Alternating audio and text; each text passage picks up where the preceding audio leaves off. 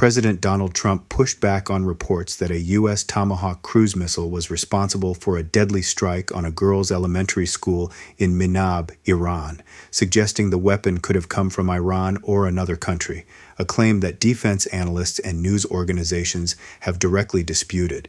When asked by reporters whether the United States would accept responsibility for the strike, Trump argued that the Tomahawk is widely available, saying the missile is very generic and sold and used by other countries, and that Iran also has some Tomahawks.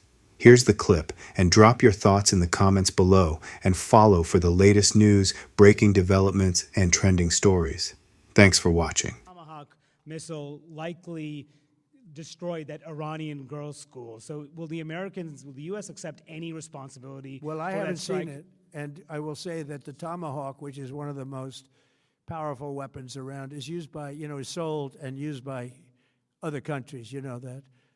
And whether it's Iran, who also has some Tomahawks, I wish they had more, but whether it's Iran or somebody else, the fact that a Tomahawk is very generic, it's sold to other countries, but that's being investigated right now. But Courtney, one thing really stood out. There is this ongoing discussion about how that school that was hit, that killed more than 100 children in Tehran, there is evidence it was a Tomahawk missile, and yet he suggested today that the Iranians have Tomahawks. They don't. Unless he's just made some massive new announcement that the Iranians do not have Tomahawk missiles as far as the world knows. In fact, there's only a few countries who do. The U.S. is the primary user of the Tomahawk.